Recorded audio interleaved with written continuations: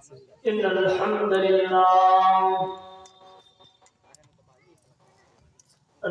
لله نحمده ونستعينه ونستغفره ونعوذ بالله من شرور أنفسنا ومن سيئات أعمالنا من يهده الله فلا مضل له ومن يضلله فلا هادي له ونشهد أن لا إله إلا الله وحده لا شريك له ونشهد أن سيدنا وسندنا وشفيعنا وحبيبنا ومولانا محمدا عبده ورسوله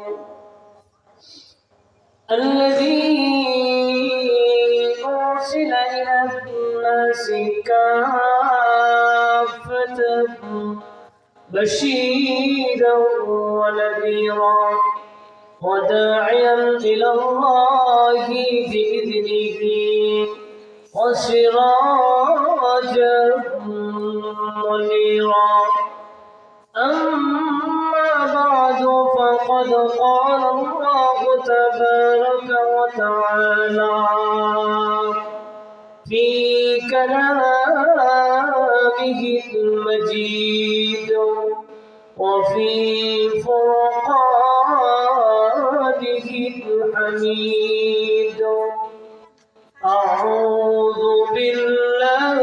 من الشيطان الرجيم بسم الله الرحمن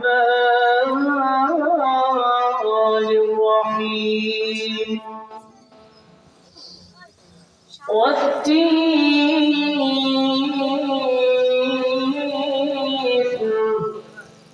والزيتون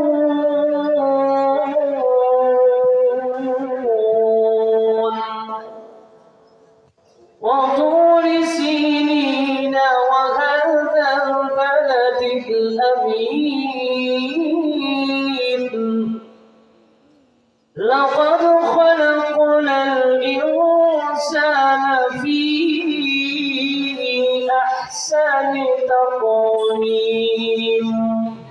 صدق الله العظيم وصدق رسوله النبي الكريم ونحن على ذلك من الشاهدين والشاكرين والحمد لله رب العالمين بلغ العلا بكماله كشف التجى بجماله حسنة جميع خصاله صلوا عليه وآله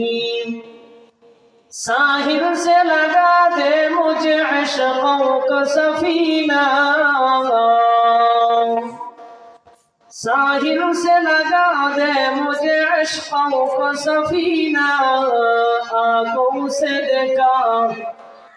आंखों से देखा दे इलाही मन का मदीना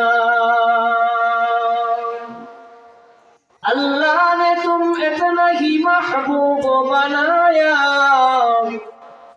अल्लाह ने तुम इतना ही महबूब बनाया मेराज की सब सारे खुदा तुमको दिखाया अल्हम्दुलिल्लाह क़द्दर खैरन व क़बाला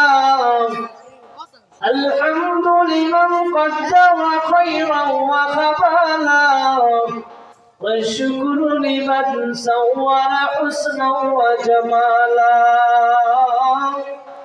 والشكر لمن صور حسنا وجمالا الحمد لله الله পাক রব্বুল আলামিনের দরবারে লাখ কোটি শুকরিয়া যে মহান রব্বুল আলামিন আমাদেরকে দারুল কোরআন মাদ্রাসা বার্ষিক ওয়াজ মাহফিলে আল্লাহ পাক আমাদেরকে আসার বসার যে সুযোগ করে দিয়েছেন, এজন্য মহান মালিকের দরবারে উচ্চ কণ্ঠে কালিমাতুর শুকর আদায় করি, বলি আলহামদুলিল্লাহ। আমি কোরআনে কারীম থেকে সূরা ৩ এর কয়েকখানা আয়াতে কারিমা তেলাওয়াত করেছি। আল্লাহ পাক রব্বুল আলামিন যদি আমাকে তৌফিক দান করেন তাহলে উক্ত আয়াতকে সামনে রেখে কিছু কথা বলার চেষ্টা করব।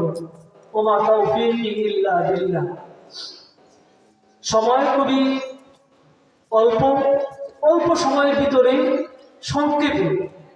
দু চারটি কথা বলবো। আপনার জন্য আল্লাহ পাক যেন আমাদেরকে আমলের নিয়তে শোনার তৌফিক দান করেন, আমিন। আল্লাহ পাক সূরা ৩ এর মধ্যে বলেন,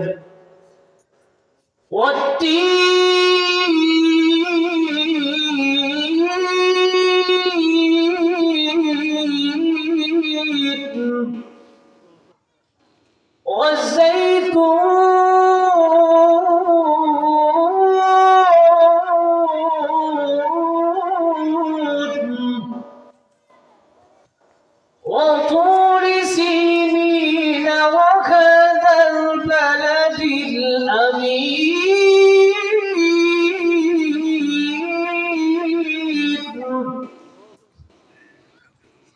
لقد خلقنا الإنسان في أحسن تقويم।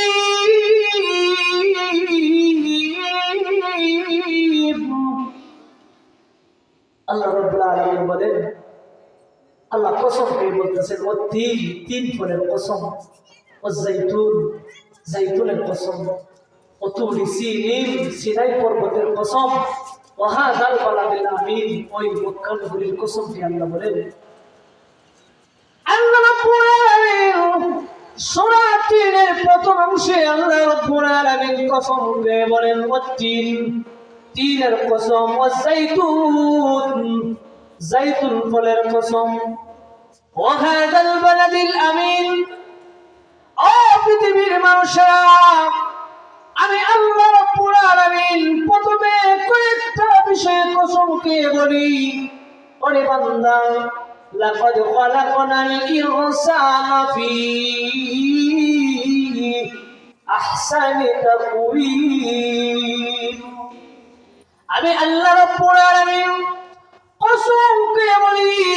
লাকাদ খালাকনাল ইনসানা, আমি মানুষকে সৃষ্টি করেছি ফি আহসানি তাকওয়িম। আমি আল্লাহ রাব্বুল আলামিন সকল কিছুর চেয়ে মানুষ জাতিকে এত সুন্দর করে এত অবয়ব সৃষ্টি, আমি আল্লাহ এই জগতের মধ্যে এত সুন্দর করে কোনো কিছুকে বানাই না। একমাত্র মানুষকে আমি আল্লাহ এত সুন্দর করে বানালাম। কেন বানালাম বান্দা? আল্লাহ অন্য এক আয়াতে কারিমার মধ্যে বলেন, ও পৃথিবীর মানুষেরা, ওয়ামা খালাকতুল জিন্না ওয়াল ইনসা ইল্লা লিয়াবুদুন। আমি কেন এত সুন্দর করে তোমাকে সৃষ্টি করেছি জানো নি? ও পৃথিবীর মানুষেরা, আমি আল্লাহ এত সুন্দর করে সৃষ্টি করার উদ্দেশ্য মাত্র একটা। এই উদ্দেশ্য হচ্ছে পৃথিবীর মানুষেরা আমি আল্লাহ রাব্বুল আলামিনের ইবাদত করতে হবে। ওয়া মা খালাকতুল জিন্না ওয়াল ইনসা ইল্লা লিয়াবুদুন। আমি মানুষ এবং জিন জাতিকে একমাত্র আমি আল্লাহর ইবাদত করার জন্য সৃষ্টি করেছি। পৃথিবীর মানুষেরা, আমি অসংখ্য অগণিত নিয়ামত তোমাকে দান করলাম, কত সুন্দর করে তোমাকে বানালাম। ও ও নিমক খারাপ, এত বড় জিন্দেগি আমি আল্লাহ তোমাকে দান করলাম, কিন্তু এই জিন্দেগি, এই জীবনে তুমি আমাকে চিনো না, আমার ইবাদত করো না, নামাজ পড়ো না, রোজা রাখো না, আমি মালিককে ডাক দাও না, পৃথিবীর লোভ লালসা, টাকা পয়সা এবং সম্পদের পিছনে লেগে তুমি তোমার আখিরাতকে ভুলে যাচ্ছ। না না, এই দুনিয়া তোমার জন্য কিছুদিনের জন্য মুসাফির খানা, একদিন চলে যেতে হবে। ওই কবরের জগতে চলে যাওয়ার পরে তোমার আর কেউ কাজে আসবে না, টাকা কাজে লাগবে না, ধন সম্পদ কাজে লাগবে না, শুধু ঈমান এবং আমল যদি তোমার ভালো হয় তাহলেই তুমি কবরের মধ্যে শান্তি পাবে। কবরে হাসরে কি হবে আমার, কবরে হাসরে কি হবে আমার, মুসিবতে না পাই যদি, মুসিবতে না পাই যদি করুণা তোমার, কবরে হাসরে কি হবে আমার, কবরে হাসরে কি হবে আমার, আছি গো ডুবে আমি পাপের সাগরে, না জানি কি হবে ওপারে হাসরে, আছি গো ডুবে আমি পাপের সাগরে, না জানি কি হবে ওপারে হাসরে, মুসিবতে না পাই যদি, মুসিবতে না পাই যদি করুণা তোমার, কবরে হাসরে কি হবে আমার, কবরে হাসরে কি হবে আমার। কবরে যাওয়ার পরে আর কেউ কাজে লাগবে না, শুধু আল্লাহ এবং রাসূল ব্যতীত দুনিয়ার আর কেউ টাকা পয়সা, ধন সম্পদ, সন্তান, বন্ধু বান্ধব, স্ত্রী, ঘর বাড়ি, জায়গা জমি সব কিছু দুনিয়ার মধ্যে পড়ে রবে। মারা যাওয়ার পরে মানুষ যখন মারা যাবে তখন সে আফসোস করে, আল্লাহ আয় রব্বুল আলামিন, মাওলা করিম, সারা জীবন কষ্ট করে দিয়েছি আল্লাহ, তোমার ইবাদত করি না আল্লাহ, তুমি ছাড়া আমার আর কোনো উপায় নাই। তখন কি কবর থেকে শুরু হবে। মানুষ যখন মৃত্যুবরণ করে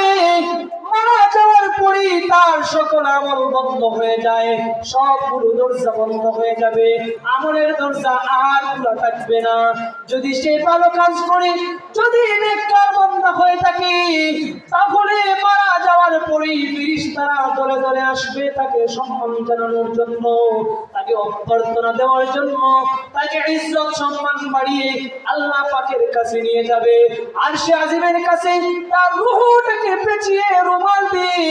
জান্নাতি পোশাক পরিয়ে তাকে মহান রব্বুল আলামিনের দরবারে নিয়ে যাবে, প্রথম আকাশে নিয়ে যাবে। ফেরেশতারা সম্মান দিবে, কে কার রূহ কোথায় থেকে নিয়ে আসছো? ফেরেশতারা বলবে, অমুক বান্দা আল্লাহ পাকের খুবই মহব্বতের বান্দা, দুনিয়ার জমিনে আল্লাহকে ভুলে না, কষ্টের মধ্যে মালিককে ভুলে না, অভাব অনটনের মধ্যে নামাজকে কোনোদিনও ভুলে না, আল্লাহ পাকের বিধান কি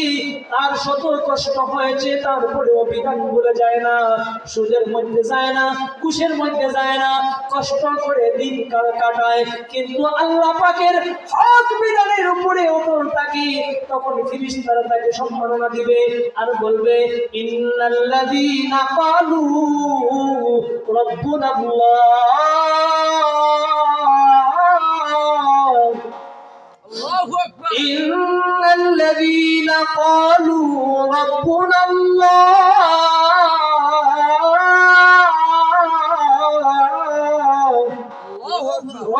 الله ثم استقاموا تتنزل عليهم الملائكة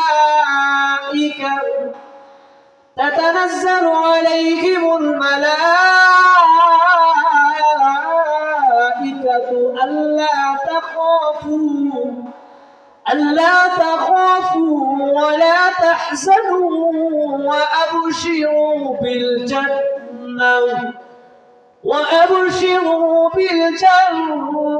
التي كنتم توعدون মানুষ যখন মারা যাবে ঈমানদার বান্দা নেককার বান্দা যখন মৃত্যু হয় আল্লাহ রাব্বুল আলামিনকে যারা ভুলে যায় না ইন্নাল্লাযীনা ক্বালু যারা বলবে আমার রব আল্লাহ সুম্মাস্তাকামু শুধু রব বলেই কান্দনা বন্ধ হয়ে যায় না ঘুমিয়ে পড়ে না আল্লাহ রাব্বুল আলামিনকে এক প্রভু হিসাবে মেনে নেওয়ার পরে সুম্মাস্তাকামু ইস্তিকামত থাকে অটল থাকে অবিচল থাকে সুম্মাস্তাকামু তাতানাজ্জালু আলাইহিমুল মালাইকাতু আল্লা তাখাফু যখন এই বান্দার মৃত্যু হয় ঈমানের অবস্থায় একজন খাঁটি ঈমানদার যখন মৃত্যুবরণ করে ফেরেশতারা দলে দলে আসিয়া তাকে সম্মাননা জানাইয়া বলে সুম্মাস্তাকামু তাতানাজ্জালু আলাইহিমুল মালাইকা ফেরেশতারা নাজিল হয়ে অবতীর্ণ হয় দলে দলে অসংখ্য অগণিত ফেরেশতারা আসে তার কানে কানে আসিয়া বলে সুম্মাস্তাকামু তাতানাজ্জালু আলাইহিমুল মালাইকাতু আল্লা তাখাফু ও আল্লাহর ওলি ও আল্লাহর গোলাম তোমার কোনো ভয় নাই আল্লাহ তাখাফু তোমার কোনো ভয় নাই ওয়ালা তাহজানু তোমার কোনো চিন্তার কারণ নাই ভয়ের কোনো কারণ নাই আল্লাহ তাখাফু ওয়ালা তাহজানু ওয়া আবশিরু বিল জান্নাহ ও আল্লাহর ওলি ও আল্লাহর বান্দা ওয়া আবশিরু বিল জান্নাহ তুমি জান্নাতের সুসংবাদ গ্রহণ করো বলেন সুবহানাল্লাহ জান্নাতের সুসংবাদ দিয়ে ফেরেশতা থেকে ঘুম পাড়িয়ে বলবে আল্লাহর বান্দা ঘুমিয়ে পড়ো আরামে আয়েশে তুমি ঘুমিয়ে পড়ো তোমার কোনো চিন্তা নেই তোমার কোনো ভয় নেই তোমাকে কেউ কিছু বলবে না দুনিয়ার জমিনে অনেক কষ্ট করেছো দুনিয়া থাকা অবস্থায় অনেক কষ্ট অনেক সহ্য করেছো তুমি অভাব অনটনের মধ্যে ছিলা কিন্তু আল্লাহকে ভুলে যাও না ও বান্দা কত বিপদের মধ্যে ছিলা কিন্তু আল্লাহকে ভুলে যাও না আজকে এই কবরের মধ্যে তুমি এমন আরামে ঘুমাবা এমন শান্তিতে ঘুমাবা তোমাকে দুনিয়ার কেউ কোনো কষ্ট দিবে না দুনিয়ার কেউ তোমাকে ডিস্টার্ব দিবে না বান্দা ওয়া আবশিরু বিল জান্নাতিল লাতী কুনতুম তুআদুন ও বান্দা আল্লাহ রাব্বুল আলামিন তোমার সাথে যে জান্নাতের ওয়াদা করেছিলেন আল্লাহ রাব্বুল আলামিনের জান্নাতের সুসংবাদ তুমি গ্রহণ করো আর জান্নাতের নাজ নিয়ামতের জন্য তুমি নিজেকে প্রস্তুতি গ্রহণ করো জান্নাতের সুসংবাদ দিয়ে ফেরেশতারা তবে তোমার সব কষ্ট দূর তোমার সব পেরেশানি তোমার দূর হয়ে যাবে তুমি এখন এমন একটা গ্রুপে যাও এই গ্রুপে সে একেবারে কিয়ামত শুরু করবে সুবহানাল্লাহ এজন্য ভাইরা আমার বুঝতরা আমার এই দুনিয়া আসলে চিরদিন থাকার জায়গা না এই দুনিয়া ছেড়ে আমরা অন্ধকার কবরে চলে যেতে হবে মৃত্যু যখন আসবে তখন আর কেউ পালানোর কোনো উপায় থাকবে না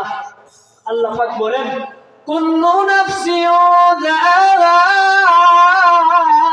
যায়িকাতুল মাউত আল্লাহ বলে প্রত্যেক প্রাণী মৃত্যুবরণ করতে হবে এই মৃত্যুর যন্ত্রণা থেকে কেউ বাঁচতে পারবে না আপনি যতই ক্ষমতাসীন হন না কেন যতই টাকার মালিক হন না কেন কোরআনের পথ ব্যতীত কোরআনের দেখানো পথ ব্যতীত কোরআনের হেদায়েত ব্যতীত মানুষ সঠিক পথে আসতে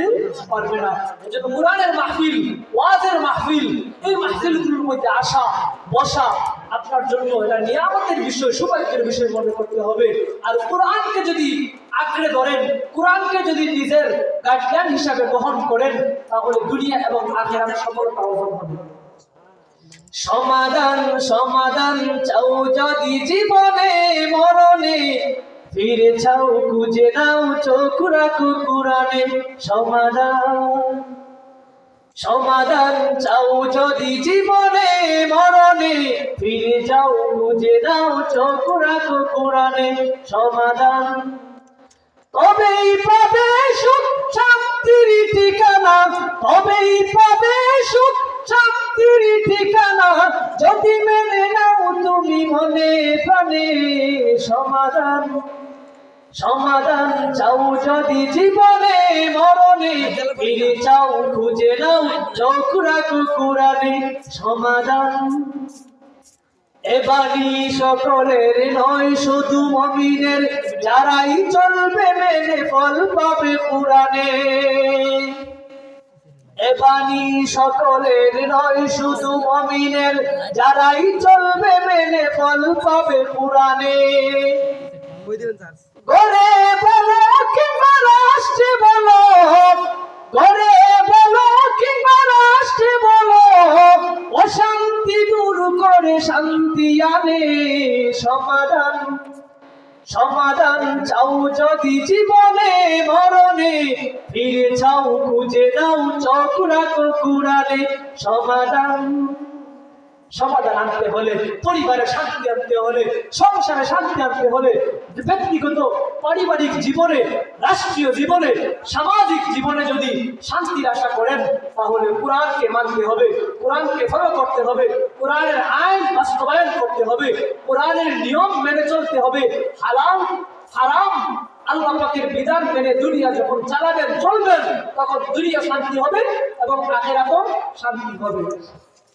जिंदगी में बंदगी तू करना है जिंदगी में बंदगी तू करना है जिंदगी में बंदगी शर्मिंदा है जिंदगी में बंदगी शर्मिंदा है जिंदगी में बंदगी तू करना है जिंदगी में बंदगी तू करना है जिंदगी में बंदगी शर्मिंदा है जिंदगी में बंदगी शर्मिंदा है आए थे हम कुछ न कुछ खरीदने को आए थे हम कुछ न कुछ खरीदने को जैसे हो रोशन मेरे पल नूर हो और न कोई चाहा तो जहाँ मैं नहीं और न कोई चाहा तो जहाँ मैं नहीं जिंदगी में बंदगी तू करना है जिंदगी में बंदगी तू करना है